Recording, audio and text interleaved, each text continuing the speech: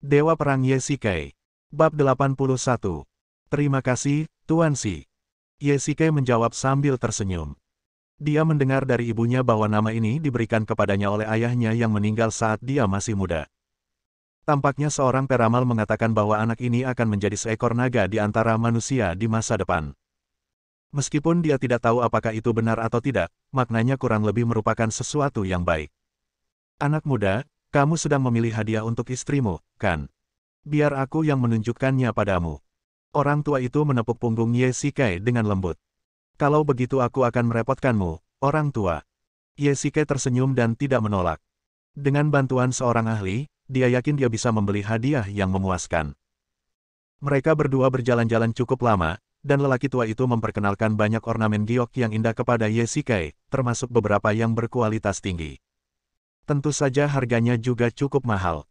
Namun, Yesikai menatap mereka untuk waktu yang lama. Meskipun semua ornamen giok ini berkualitas tinggi, namun semuanya bukanlah barang baru. Pemuda kaya manapun bisa membelinya. Hadiah yang diberikannya kepada Su Qingyu pasti menarik perhatian. Aku tidak menyangka kau punya standar setinggi itu. Kau memang berpengetahuan luas. Mereka berdua berjalan-jalan cukup lama, dan lelaki tua itu agak lelah berbicara.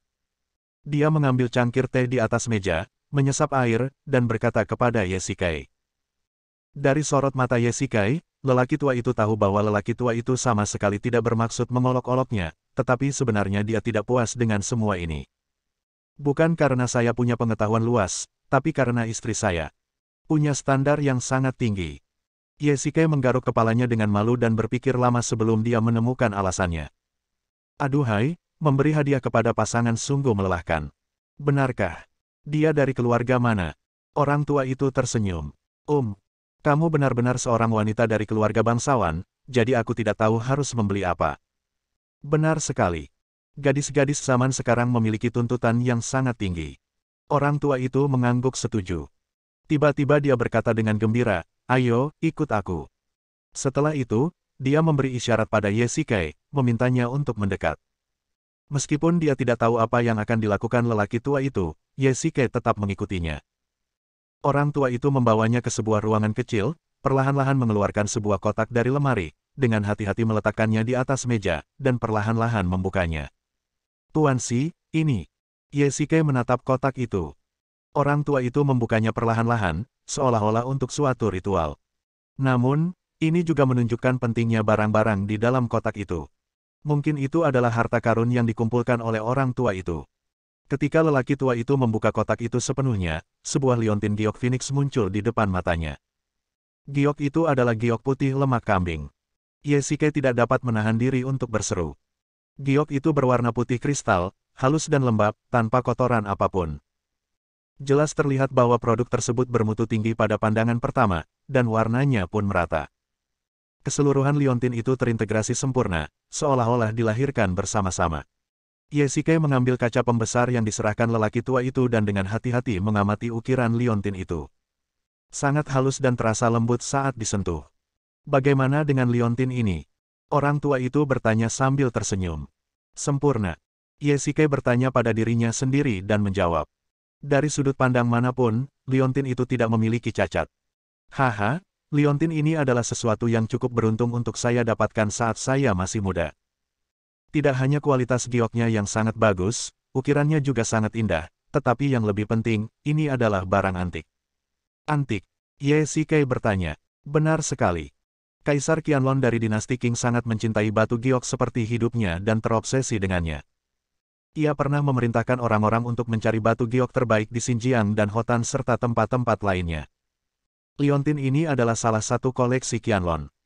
Orang tua itu menceritakan kisah tentang liontin itu, dan Yesikai mendengarkannya dengan penuh rasa terpesona. Saya selalu menganggap liontin ini sebagai salah satu harta karun toko kami, dan saya tidak menjualnya kepada publik. Kata orang tua itu.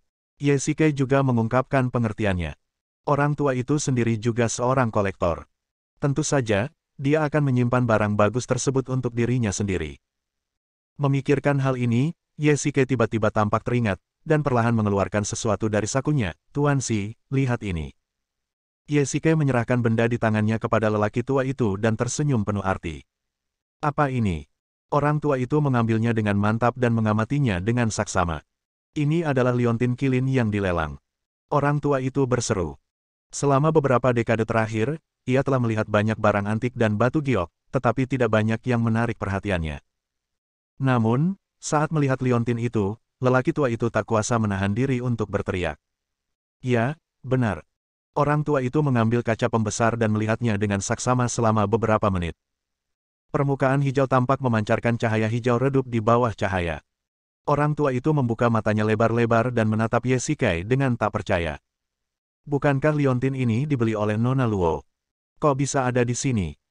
Orang tua itu menilai bahwa liontin itu tidak diragukan lagi keasliannya melalui pengamatan, jadi dia bertanya dengan rasa ingin tahu. Dia berada di pelelangan terakhir, dan liontin itu memang dibeli oleh Luo Shiki.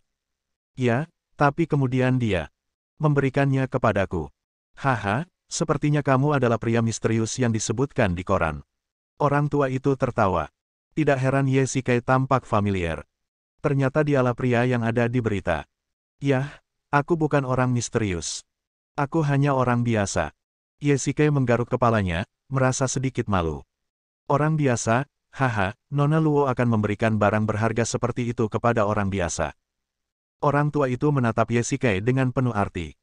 Bukan hanya lelaki tua itu, siapapun orangnya, saya khawatir mereka tidak akan percaya bahwa mereka adalah orang biasa. Bukankah Han Ruoyao mengatakan bahwa dia telah menjadi selebriti di masyarakat atas Yanjing? Lupakan saja, jangan bicarakan ini lagi. Mari kita bicarakan liontin ini. Ye Shikai mengganti topik pembicaraan, apa pendapatmu tentang liontin ini? Ya, hijau kekaisaran tidak berlebihan. Dilihat dari warnanya, hijau itu murni. 100 juta memang sepadan. Orang tua itu mengangguk sambil memperlihatkan ekspresi puas. Dia meletakkan kedua liontin itu di tangannya dan melanjutkan, liontin kilin dan liontin phoenix ini benar-benar pasangan yang sempurna. Orang tua itu memandangi dua liontin itu dan berpikir keras, seolah sedang memikirkan sesuatu. Ye Shikai tidak ingin mengganggunya. Setelah beberapa menit, lelaki tua itu menghela napas panjang dan berkata kepada Ye Shikai, jika kamu menyukai liontin phoenix ini, aku akan memberikannya kepadamu hari ini. Apa? Ye Shikai berteriak lagi. Dia bahkan ragu apakah dia salah dengar. Orang tua itu sebenarnya ingin memberinya liontin phoenix yang sangat ia hargai. 1 jam yang lalu, mereka masih orang asing. Ku bilang, liontin phoenix ini kuberikan padamu sebagai hadiah. Orang tua itu mengulanginya kata demi kata dengan tegas. Bagaimana ini bisa terjadi? Ini harta karunmu. Ye Shikai menggelengkan kepalanya dengan keras. Meski kebahagiaan datang tiba-tiba, dia belum pingsan. Lagi pula, seorang pria sejati tidak dicintai banyak orang. Justru karena liontin ini adalah harta karunku, maka aku ingin memberinya rumah yang baik. Lelaki tua itu tersenyum dan berkata, ketika aku masih muda, seorang pendeta memberiku liontin ini dan berkata bahwa jika aku bertemu seseorang yang memiliki takdir pertemuan di masa depan, aku akan memberikannya kepadanya. Jika tidak, aku akan menyimpannya. Orang tua itu menatap Ye Shikai dan berkata dengan tegas, kamu adalah orang yang ditakdirkan. Bab 82. Ye Shikai benar-benar bingung. Alur cerita ini agak konyol. Bagaimana dia secara misterius menjadi orang yang ditakdirkan? Ye Shikai tidak dapat memahaminya, tetapi melalui perilaku lelaki tua itu, Ye Shikai semakin mengagumi karakter lelaki tua itu. Dia menepati janji yang dibuat puluhan tahun lalu. Anda harus tahu betapa berharganya liontin phoenix ini. Kalau dipublikasikan, sudah pasti akan menjadi komoditas laris di mata para kolektor dan pasti tidak akan jadi masalah kalau dijual dengan harga selangit. Namun, lelaki tua di depannya justru akan memberikannya kepada orang asing karena sebuah janji yang dibuat puluhan tahun lalu. Namun, Ye Shikai berubah pikiran dan merasa bahwa dia tampaknya ditakdirkan untuk bersama. Pertama-tama, itu adalah barang palsu pertama yang dijual lelaki tua itu selama beberapa dekade, dan dia menemukannya secara tidak sengaja. Lalu dia menunjukkan liontin kirin yang berharga itu kepada lelaki tua itu. Segala sesuatunya merupakan suatu kebetulan. Kalau saja besok bukan hari Valentine Cina, kalau saja dia tidak datang ke toko ini, kalau saja dia tidak kepo dan membeberkan kalau itu palsu, kalau saja Luo Shiki tidak memberinya liontin itu terakhir kali. Maka semua ini tidak akan terjadi. Tuan Shi, saya menghargai kebaikan Anda, tetapi Anda harus terus menyimpan liontin ini. Terlebih lagi, Anda telah menyimpan liontin ini selama puluhan tahun. Jika saya mengambilnya, apakah Anda tidak akan bersedih? Ye berpikir sejenak dan menolak dengan sopan. Haha, kalau dapat memang untung, tapi tidak sampai membunuh. Meski sudah kuanggap ini nyawaku, aku masih bisa merelakannya. Lagi pula, aku sudah berjanji pada pendeta, bagaimana mungkin aku bisa mengingkari janjiku?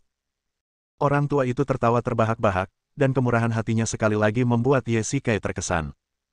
Karena itu, aku tidak mau menerima hadiah tanpa melakukan apapun. Bagaimana mungkin aku pantas mendapatkan harta karun seperti itu? Bagaimana dengan ini? Aku akan menyimpan liontin itu bersama Tuan Si untuk saat ini. Jika aku membutuhkannya suatu hari nanti, aku akan datang kepadamu lagi. Bagaimana menurutmu? Ye melihat bahwa dia tidak bisa menolak, jadi dia akhirnya mengambil keputusan berkompromi. Jika orang lain melihat adegan ini, mereka akan terkejut. Bagaimana mungkin seseorang tidak menginginkan hal yang mustahil seperti itu? Baiklah, kalau suatu hari kamu menginginkan liontin ini, datanglah ke toko. Orang tua itu tidak punya pilihan selain menyetujui ide Ye. Orang tua itu membawa Ye ke ruang tunggu, secara pribadi membuat secangkir teh untuk Ye dan mengobrol lama dengannya. Meski ada perbedaan usia yang besar di antara mereka, hal itu tidak memengaruhi mereka sama sekali. Mereka berbicara tentang kehidupan seperti teman lama yang telah berpisah selama bertahun-tahun. Saat berpisah, lelaki tua itu mengeluarkan gelang giok hitam dari lemari. Warnanya hitam bagaikan tinta dan tampak halus dan lembut, memberikan kesan anggun dan elegan. Gelang giok ini juga merupakan perhiasan giok yang telah aku simpan selama beberapa tahun. Meskipun tidak seberharga liontin Phoenix sebelumnya, namun ini juga merupakan harta karun. Sangat tepat bagimu untuk memberikannya kepada istrimu. Orang tua itu tersenyum, membungkus gelang giok itu dalam kotak yang indah, dan menyerahkannya kepada Ye. Ye telah menolak beberapa kali, tetapi kali ini sikap lelaki tua itu sangat tegas, jadi Ye harus menerimanya. Jika dia menolak lagi, berarti dia tidak menghormati orang tua itu. Orang tua itu mengantar Ye ke pintu dan melambaikan tangan selamat tinggal. Ye melihat arlojinya. Saat itu hampir pukul 8 dan langit mulai gelap. Jika dia tidak pulang, Su Qingyu mungkin akan berpikir terlalu banyak. Di dalam taksi, Ye mengeluarkan gelang giok, dan memeriksanya dengan cermat di bawah cahaya. Tidak ada kotoran di dalamnya, dan warnanya seperti tinta. Kelihatannya mahal. Ye tersenyum, yakin bahwa Su Qingyu akan menyukainya. Dengan hati-hati ia memasukkan kembali gelang giok itu ke dalam kotak. Ye tiba-tiba merasa ada sesuatu yang salah. Meskipun hadiah itu sangat bagus, tetapi bukan dia yang memilihnya. Bagaimana dia bisa menunjukkan ketulusannya? Terlebih lagi, meskipun gelang giok itu berharga, namun tidak membuat mata orang bersinar. Ye tak kuasa menahan diri untuk mengingat perkataan lelaki tua tadi, Kaisar Qianlong dari dinasti Qing mencintai batu giok seperti halnya hidupnya sendiri, dan kecanduan padanya. Ia pernah memerintahkan orang-orang untuk mencari batu giok terbaik di Xinjiang dan Hotan serta tempat-tempat lain. Tiba-tiba, mata Ye terbuka. Kata-kata orang tua itu sungguh mencerahkan. Qianlong, Ye tidak bisa menahan diri untuk tidak berteriak. Mengambil ponselnya, Ye menghubungi nomor Gos. Halo, bos, apa yang ingin Anda bicarakan dengan saya? Sebuah suara datang dari ujung telepon yang lain. Hei, hantu, aku di sini untuk mengambil sesuatu darimu, kata Ye.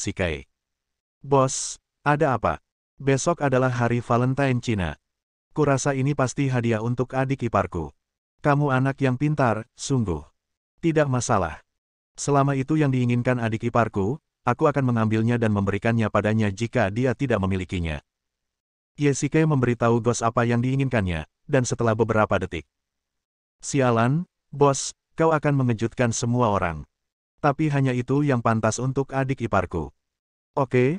Aku akan meminta seseorang untuk mengirimkannya ke sana sekarang juga. Barang itu akan sampai di sini besok pagi. Janji Gos sambil menepuk dadanya. Hehe, bos, apakah Anda ingin saya mengirim beberapa hadiah lagi? Kalau ada saudara ipar kedua, saudara ipar ketiga dan sejenisnya. Goda hantu itu. Keluar dari sini. Sebelum Gos bisa menyelesaikan kata-katanya, Ye menutup telepon. Di antara keempat jenderal, Yulin adalah yang paling banyak bicara. Senyum muncul di bibir Ye. Gos benar. Hadiah ini tentu saja sangat penting. Mengejutkan semua orang adalah hal yang paling tidak terduga. Setelah kembali ke villa, Ye Shike mendorong pintu hingga terbuka dan melihat kedua saudara perempuan Su Qingyu dan Su Ziqing duduk di sofa di ruang tamu, berbicara dan tertawa. Begitu dia masuk, mereka berdua menatapnya serempak, membuatnya merasa sedikit malu. Kakak ipar, kamu akhirnya kembali. Kakakku bilang kita baru bisa makan malam setelah kamu kembali. Aku hampir mati kelaparan. Su Ziqing melompat turun dari sofa, membelakangi Ye Shike, dan mengedipkan mata pada Su Qingyu. Ada sesuatu yang terjadi setelah pulang kerja hari ini, jadi aku pulang agak terlambat. Kupikir kamu akan makan dulu. Ye Shike berkata dengan sedikit malu. Dia tidak menyangka mereka berdua sedang menunggunya untuk makan. Baiklah, datanglah ke sini untuk makan segera setelah kamu kembali. Su Qingyu berdiri dan berkata pada Ye Shike. Suaranya begitu ramah sehingga dia merasa sedikit tersanjung. Mereka bertiga datang ke meja makan. Kakak ipar, besok adalah hari Valentine Cina. Bukankah kamu seharusnya pergi berkencan dengan adikku? Sambil makan, Su Ziqing menatap Ye Shike dan mengedipkan mata. Yah, itu tergantung pada apakah adikmu senggang. Ye Shike melirik Su Qingyu di sampingnya dengan santai. Aku bebas. Su Qingyu berkata sebelum Ye Shike bisa menyelesaikannya. Hehe, kakak ipar, biar ku beritahu, adikku membelikanmu hadiah hari ini. Su Ziqing berkata diam-diam pada Ye Shike. Qingqing. Su Qingyu berkata dengan genit dan menatap Su Ziqing. Setelah mendengarkan ini, Ye Shike juga sedikit terkejut. Dia tidak menyangka Su Qingyu benar-benar akan menyiapkan hadiah untuknya. Dia merasa lega dalam hatinya. Tampaknya dia memenangkan taruhan dengan Luo Shiki. Kakak ipar, mana hadiahmu? Biar aku lihat dulu. Ada di tas saya. Ye Shike menyerahkan tas itu kepada Su Ziqing, dan ketika Su Qingyu mendengar ini, wajahnya memerah. Bab 83. Tiba-tiba, Ye Shike sepertinya memikirkan sesuatu. Dia mengambil tas itu kembali dan berkata kepada Su Ziqing, Qingqing, mari kita lihat hadiahnya besok. Meskipun Su Ziqing sedikit tidak puas dan penasaran, dia tidak mengatakan apa-apa. Bagaimanapun juga, ini adalah hadiah untuk Su Qingyu. Jika dia melihatnya sekarang, itu tidak akan mengejutkan. Kakak, aku tidak akan menjadi orang ketiga saat kau berkencan dengan kakak iparku besok. Ini tiket film untuk kalian berdua. Su Ziqing mengeluarkan 2 tiket film dari sakunya dan menyerahkannya kepada Ye Shike. Setelah melihat potongan tiket, terlihat bahwa tiket itu untuk pasangan di ruang VIP. Film tersebut merupakan film romantis yang sangat populer akhir-akhir ini. Kakak iparku ini sungguh penuh perhatian dan pengertian. Qingyu, kemana kamu ingin pergi besok? Ye Shike bertanya. Dia tidak tahu bahwa sikap Su Qingyu terhadapnya telah berubah. Semuanya baik-baik saja. Kakak, ku dengar ada taman bermain super besar yang baru saja dibuka di Yanjing. Bagaimana kalau kamu ke sana untuk bermain? Su Ziqing berkata sambil mengangkat kepalanya. Baiklah, saya tidak keberatan. Su Qingyu berkata, dan Ye Shike mengangguk setuju. Setelah makan malam, mereka bertiga kembali ke kamar masing-masing. Ye Shike melepas mantelnya dan hendak berbaring di tempat tidur ketika sebuah dering berdering di telinganya. Sudah sangat larut, dan seseorang benar-benar meneleponnya. Dia melihat ide penelepon dan ternyata itu adalah panggilan dari Ghost. Hai, bos, saya sudah menyelesaikan pekerjaan yang Anda minta. Barangnya sekarang sudah sampai di rumah Anda. Sangat cepat. Ye Shike melihat waktu. Hanya 2 jam berlalu dan hantu itu telah diantar.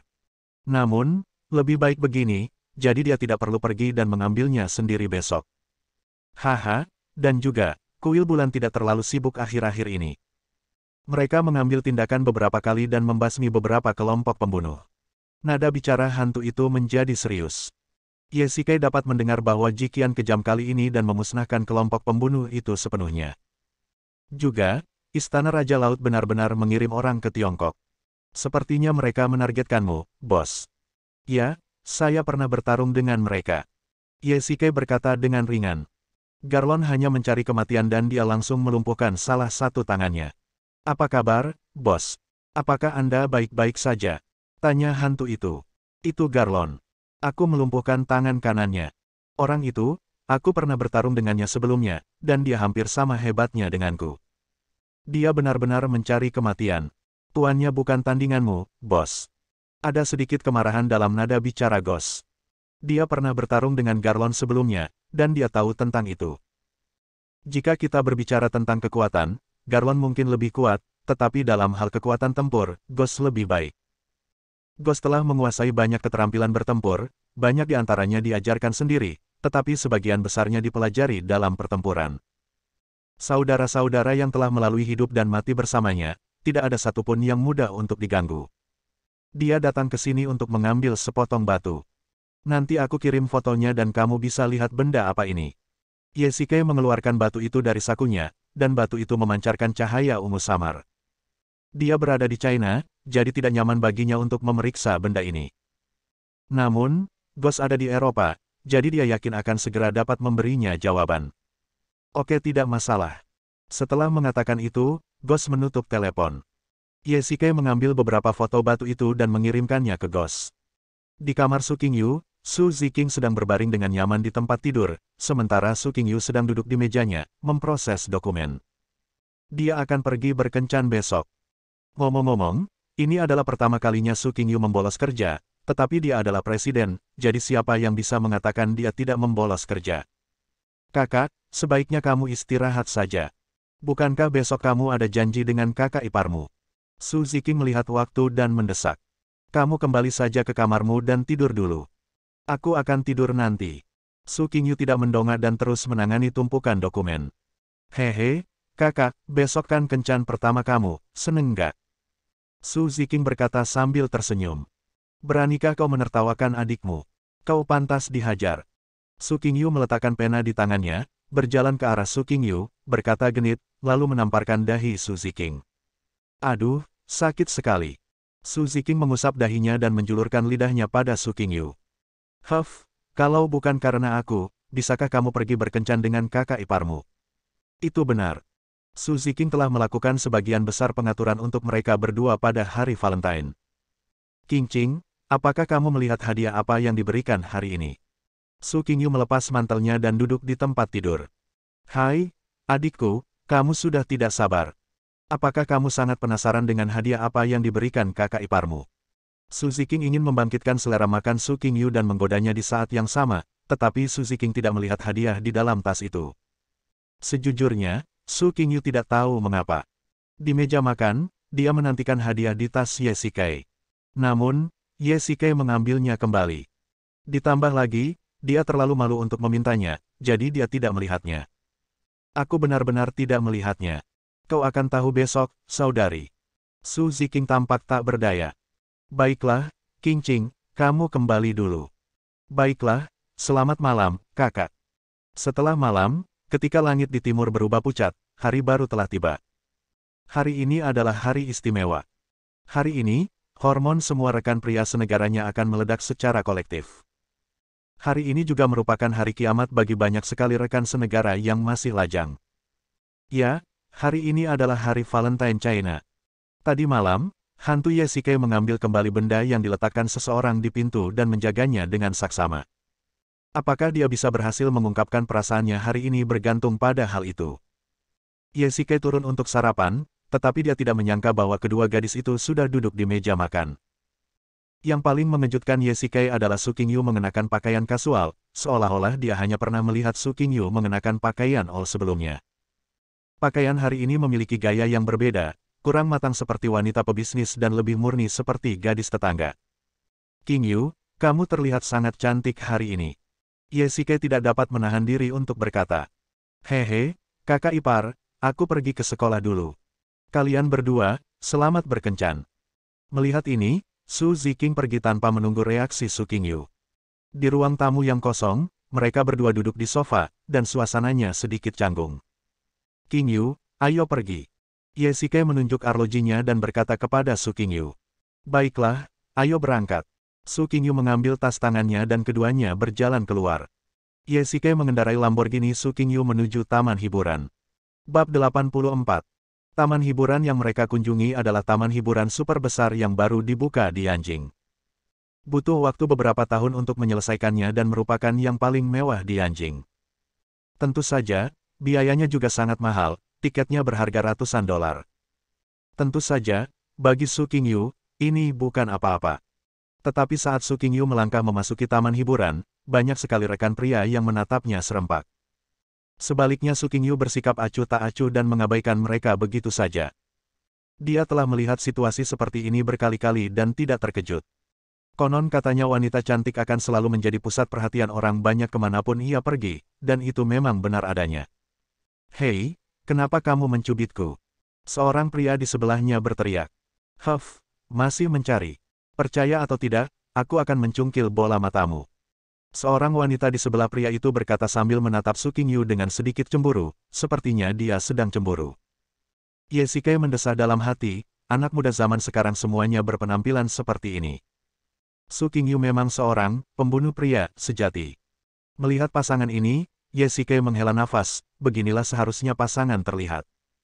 Qingyu, tampaknya kamu sangat menawan, kata Ye Shikai. Tentu saja. Wajah cantik Su Qingyu sedikit memerah. Semua wanita menyukai kata-kata yang manis. Meskipun Su Qingyu biasanya dingin, dia perlahan menerimanya sejak dia mengubah sikapnya terhadap Ye Shikai. Qingyu, bagaimana kalau kita memainkannya? Ye Shikai menunjuk roller coaster tidak jauh dan berkata kepada Su Qingyu. Roller coaster, sebaiknya aku tidak menaikinya. Su Qingyu tetap tenang, namun semburat ketakutan yang terpancar di wajahnya mengkhianatinya.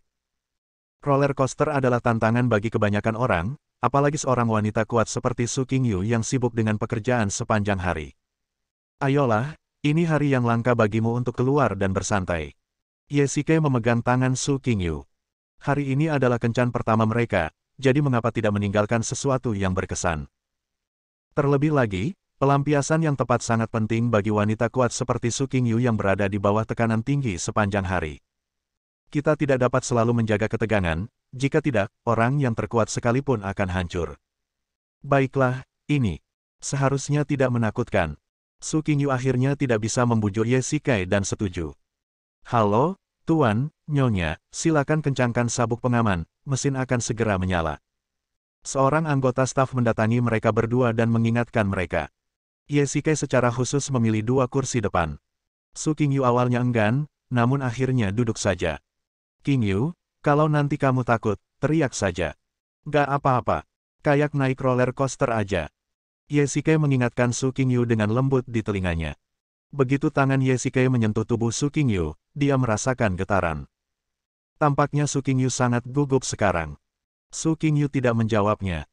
Seorang wanita seperti dia, yang sejak kecil dididik dengan etika, mungkin tidak pernah meneriakkan hal seperti itu di depan banyak orang seumur hidupnya.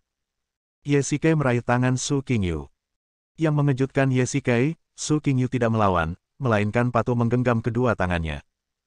Su Qingyu mungkin terlalu gugup, atau mungkin dia kurang memiliki rasa aman. Sekarang sikap wanita kecil ini benar-benar berbeda dari Su Qingyu yang dingin dan tegas dalam dunia bisnis. Baru pada saat inilah Ye Shikai menyadari bahwa wanita di depannya sebenarnya sangat rapuh di dalam. Roller coaster itu dimulai dengan lambat. Pada awalnya, itu adalah bagian yang menanjak. Mobil itu perlahan bergerak menuju titik tertinggi. Ye Shikai adalah seorang veteran dan telah merangkak keluar dari tumpukan mayat. Dia tentu saja tidak takut dengan hal-hal seperti roller coaster. Tapi Su Qingyu berbeda. Ye Shikai meliriknya dan melihat Su Qingyu memejamkan matanya erat-erat dan tubuhnya gemetar. Ye Shikai memegang erat tangan kecil Su Qingyu dan tersenyum licik. 2 detik sebelum roller coaster jatuh. Qingyu, lihat apa itu, piring terbang. Apa, piring terbang? Su Qingyu membuka matanya tanpa sadar, dan sebelum dia bisa menyelesaikan kata-katanya, roller coaster itu jatuh seperti benda jatuh dari ketinggian. Qingyu, bagaimana? Menyenangkan, kan? Di atas roller coaster yang melaju kencang, Ye Shikai menggenggam erat tangan kecil Su Qingyu, sementara Su Qingyu ketakutan. Ye Shikai, aku akan membunuhmu. Su Qingyu bertaruh bahwa si bajingan Ye Shikai ini pasti sengaja menggodanya untuk menakutinya tanpa persiapan apapun. Di roller coaster berkecepatan tinggi, suara Su Qingyu seakan memanjang. Roller coaster itu mencapai lereng yang landai dan kecepatannya perlahan berkurang. Su Qingyu mengambil kesempatan ini untuk menarik napas panjang beberapa kali, lalu menatap Ye Shikai dengan tajam dan mengumpat dengan terengah-engah, kau baru saja melakukannya dengan sengaja, bukan? Haha, Qingyu, lihat ke depan. Ye Shikai berkata sambil tersenyum, sambil menunjuk ke depan dengan jarinya. Apa yang di depan? Tepat saat Su Qingyu berbalik, roller coaster itu tiba-tiba turun lagi, lebih cepat dari yang pertama kali. Kali ini, Su Qingyu benar-benar melepaskan harga dirinya. Teriakan melengking terdengar di telinga Ye Shikai, membuat Ye Shikai takut. Dia segera menutup telinganya. Dia tidak menyangka suara Su Qingyu begitu tajam hingga hampir menusuk gendang telinganya. 1 menit kemudian, roller coaster itu berhenti dengan mantap di pintu keluar, dan orang-orang di belakang bubar, hanya menyisakan 2 orang di depan gerbong. Qingyu, bagaimana? Apakah menyenangkan? Ye-Shike menyentuh tubuh kaku Su Qingyu seolah menggoda. Wajah cantiknya sedikit pucat, dan jelas terlihat bahwa Su Qingyu sangat ketakutan. Setelah beberapa detik, Su Qingyu yang ketakutan akhirnya sadar dan menatap lurus ke arah Ye-Shike, siapa yang ingin datang lagi? Keluar dari sini. Setelah berkata demikian, dia mengulurkan kedua tangan kecilnya dan menggaruk wajah Ye-Shike dengan kuku-kukunya. Qingyu, kenapa kau begitu kasar? Kau hampir membuatku cacat. Mereka berdua meninggalkan pintu keluar. Ye-Shike melihat ke cermin dan berkata tanpa daya. Baru saja, Su Qingyu tiba-tiba berubah menjadi wanita jalang. Kuku-kukunya yang tajam terangkat untuk menyambutnya secara langsung. Beruntunglah wajah tampan itu dijaganya dengan erat. Huff, siapa yang menyuruhmu menakutiku? Setelah melampiaskan amarahnya, Su Qingyu merasa jauh lebih baik, seolah-olah cuaca telah berubah dari mendung menjadi cerah. Tiba-tiba, Ye-Shike sepertinya teringat sesuatu dan berbicara kepada Su Qingyu. Qingyu, tunggu aku di sini sebentar. Setelah mengatakan itu, Ye-Shike berlari menuju pintu masuk roller coaster dan kembali sekitar 3 menit kemudian. Ada apa denganmu? Mau kemana? Su Qingyu bertanya dengan rasa ingin tahu. Hehe, tidak ada apa-apa. Ye-Shike tampak misterius dan tersenyum pada Su Qingyu. Di mana kita akan bermain selanjutnya? Ye-Shike memegang tangan Su Qingyu dan berjalan-jalan di taman hiburan. Ayo kita pergi ke sana. Su Qingyu menunjuk ke kejauhan. Ye-Shike melihat ke arah jarinya dan sebuah biang lalat tinggi muncul di depan matanya. Bab 85. Qingyu, masih banyak orang di biang lala sekarang. Bisakah kita pergi nanti? Ye-Shike menunjuk ke lautan manusia di bawah biang lala. Baiklah kalau begitu, ayo kita mainkan yang lain dulu. Su Qingyu mengangguk. Ada banyak proyek hiburan di taman hiburan itu. Mereka berdua bersenang-senang. Su Qingyu kehilangan sikap acuh tak acuhnya dan penuh rasa ingin tahu terhadap segala hal. Hari ini ditakdirkan menjadi hari yang tak terlupakan bagi mereka berdua. Mereka berdua mengesampingkan segalanya dan menjadi seperti anak-anak di masa kecil, tak terpisahkan. Dalam sekejap mata, hari sudah malam. Mereka berdua telah bermain di seluruh taman hiburan, dan kerumunan di bawah biang lala berangsur-angsur bubar. Biang lala di taman hiburan itu sangat tinggi. Saat Anda duduk di titik tertinggi, Anda dapat melihat seluruh taman hiburan. Biang lala selalu menjadi perwujudan romansa. Hari ini adalah hari Valentine Tionghoa, jadi wajar saja jika banyak pasangan yang datang ke biang lala. Mereka berdua berjalan perlahan menuju biang lala sambil memperhatikan pasangan-pasangan yang saling menggoda di sepanjang jalan, lalu menatap Su Qingyu yang wajah cantiknya agak merah. Ye-Shike merasa bahwa ini adalah kekasih sejati. Pada saat ini, Ye-Shike tampaknya telah menemukan perasaan dejavu. Halo, apakah ini kalian berdua? Di bawah biang lala, seorang staf wanita muda melirik mereka berdua. Hari ini adalah hari Valentine Tionghoa, dan banyak orang yang datang adalah pasangan. Tetapi saat dia melihat Ye-Shike, jantungnya tiba-tiba berdebar kencang. Ya Tuhan, pria ini sangat tampan. Wajahnya sedikit merah, dan dia benar-benar terpesona oleh senyum Ye-Shike. Tetapi ketika dia melihat Su Qingyu di sampingnya, dia bahkan lebih terkejut lagi. Jika Su Qingyu ditempatkan di antara sekelompok wanita, dia akan menjadi seperti peri. Meskipun itu hanya tindakan kecil, Su Qingyu yang tajam masih menangkapnya. Namun, dia tidak mengatakan apa-apa, tetapi ada perasaan yang tak terlukiskan di hatinya. Apakah dia cemburu? Su Qingyu sedikit terkejut dengan pikirannya sendiri. Itu benar. Ye-Shike tersenyum, memegang tangan Su Qingyu dan berjalan ke kokpit. Saat mesin itu perlahan mulai menyala, kokpit tempat mereka berada juga perlahan terangkat. Lambat laun, bangunan-bangunan di kejauhan tampak di hadapannya. Cahaya sisa matahari terbenam menyinari wajahnya. Menatap kota metropolitan dari jauh, Ye-Shike teringat kehidupan sebelumnya. Ia tumbuh di bawah kerja keras ibunya. Kemudian, ibunya meninggal dunia, dan kekasih masa kecilnya pergi tanpa mengucapkan selamat tinggal. Dia mencalonkan diri untuk bergabung dengan tentara. Karena operasi yang gagal, ia menjadi tentara bayaran. Dan sekarang, hidup ini seperti reinkarnasi, dan saya kembali ke sini lagi. Qingyu, apakah kamu tahu rahasia tentang biang lala? Ye-Shike diam-diam menyeka air mata dari sudut matanya, memegang tangan Su Qingyu erat-erat, membiarkan dia merasakan kehangatan telapak tangannya. Apa? Su Qingyu menoleh dan menatap dirinya sendiri. Saat biang lala mencapai titik tertinggi, keinginanmu akan terwujud. Ye Shikai teringat apa yang pernah dikatakan seorang gadis kepadanya, dan berpikir dalam-dalam. Benar-benar, Su Qingyu melihat ke kejauhan. Biang lala itu hendak mencapai titik tertingginya. Dia berkata pada Ye Shikai, kalau begitu, mari kita buat permohonan. Ya, Ye Shikai mengangguk. Ketika biang lala mencapai titik tertinggi, keduanya menyilangkan jari dan menangkupkan tangan di depan dada, memejamkan mata, dan membuat permohonan. Dalam adegan ini, matahari terbenam dan sisa cahayanya jatuh. Kabin itu menjadi sunyi, hanya terdengar nafas dan detak jantung kedua orang itu. King Yu, kalian bisa membuka mata kalian sekarang. Ye Shikai dengan lembut mengguncang tubuh Su Qingyu dan berkata sambil tersenyum, biang lala sudah turun. Ah, aku tidak menyadarinya. Su Qingyu berkata dengan agak malu. Saat dia membuat permohonan tadi, dia tampak punya banyak permohonan, tetapi dia tidak tahu permohonan mana yang harus dibuat terlebih dahulu. Permintaan apa yang kamu buat? Su Qingyu bertanya pada Ye Shikai sambil tersenyum licik. Tidak akan berhasil jika kamu mengatakannya dengan lantang. Qingyu, kamu sangat berbakti, apa yang kamu harapkan? Cek, buat apa aku beritahu kalau kamu sendiri tidak beritahu aku? Su Qingyu melengkungkan bibirnya dan memalingkan kepalanya. Baiklah, hari ini agak terlambat, mari kita kembali dulu. Su Qingyu melirik arlojinya dan menyadari sudah hampir pukul 5. Ya, oke. Ye Shikai sedikit enggan.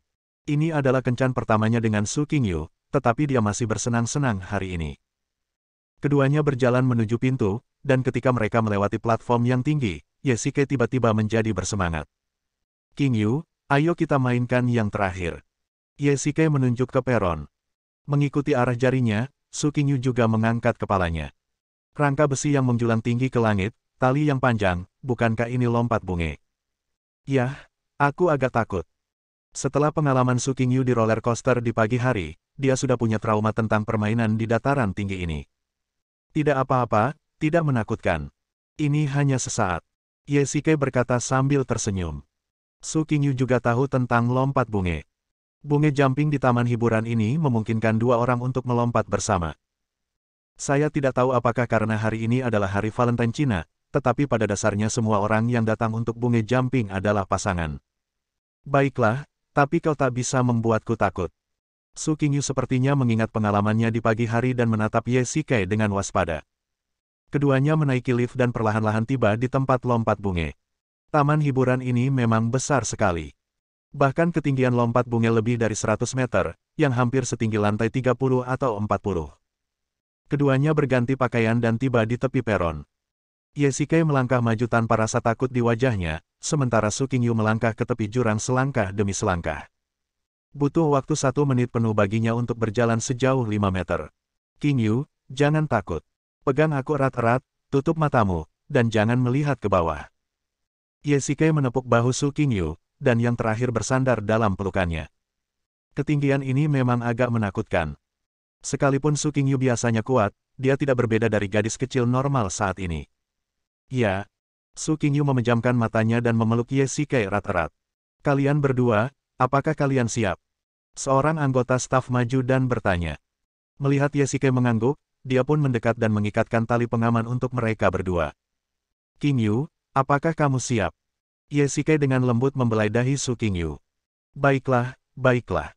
Su Qingyu mencoba membuka matanya, melihat ke bawah, lalu menutup matanya lagi karena ketakutan.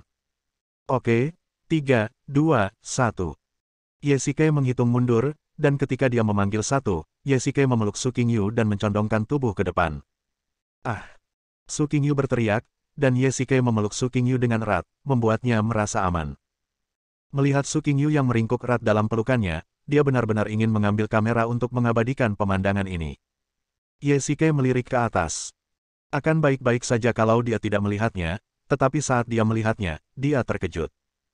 Pupil matanya tiba-tiba mengecil dan keringat dingin keluar di sekujur tubuhnya. Ternyata talinya ada yang retak, dan kelihatannya mau putus. Bersambung.